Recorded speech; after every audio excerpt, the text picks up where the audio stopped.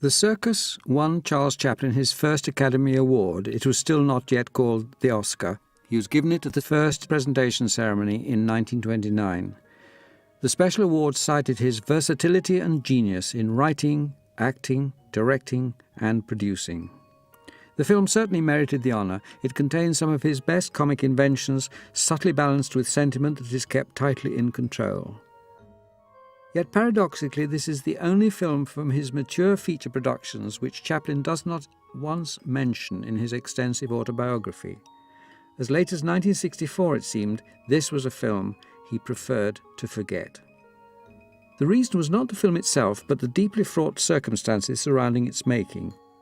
Chaplin was in the throes of the breakup of his marriage with Lita Grey, and production of the circus coincided with one of the most unseemly and sensational divorces of 20s Hollywood, as Lita's lawyers sought every means to ruin Chaplin's career by smearing his reputation. At the height of the legal battle, production of the circus was brought to a total halt for 8 months, when the lawyers sought to seize the studio assets. Chaplin was forced to smuggle such of the film as was already shot to safe hiding. As if his domestic troubles were not enough, the film seemed fated to catastrophe of every kind. Even before shooting began, the huge circus tent, which provides the principal setting for the film, was destroyed by gales. After 4 weeks of filming, Chaplin discovered that bad laboratory work had made everything already shot unusable. In the 9th month of shooting, a fire raged through the studio, destroying sets and props.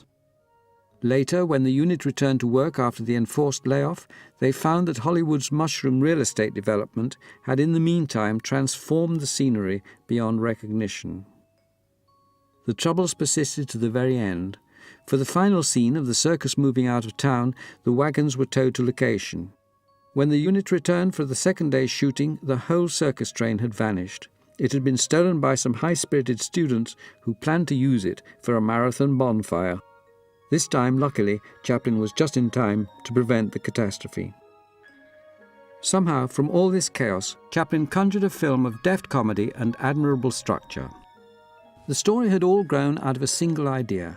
Chaplin imagined a scene of comic thrills, such as his contemporary Harold Lloyd had made his speciality. The scene he envisaged was the climactic sequence in which, having taken the place of the tightrope walker and suspended high over the circus ring, he is attacked by a horde of malicious escaped monkeys. They rip off his trousers to reveal that he has forgotten to put on his tights. With this nightmare moment as its climax, he built up the whole story that leads up to it and the finale to conclude. The little tramp is engaged as a clown by a travelling circus. He falls in love with the ill-treated daughter of the circus proprietor, but meets an insuperable rival in the handsome new tightrope walker. It is while attempting to compete with this challenger that he has his confrontation with the malevolent monkeys. The heroine was played by Myrna Kennedy, a beautiful 18-year-old dancer making her film debut, and the tramp's rival in love was played by Harry Crocker, a handsome young socialite. Chaplin and Crocker spent weeks mastering the skills of rope walking. Chaplin ran other risks besides the tightrope, though. For the scenes with the lions, he made some 200 takes, in many of which he was actually inside the lion's cage. His looks of fear are not all merely acting. Alongside the thrills, the film contains some of his most accomplished gags, notable among them the early scenes in the Fairground Hall of Mirrors and outside the funhouse where he and a hostile ruffian are forced to pose as automata. The film was so rich in comedy that Chaplin was obliged and able completely to remove an entire, wonderfully developed episode, really a little film in itself, which involved his confusions with a pair of identical twin prize-fighters.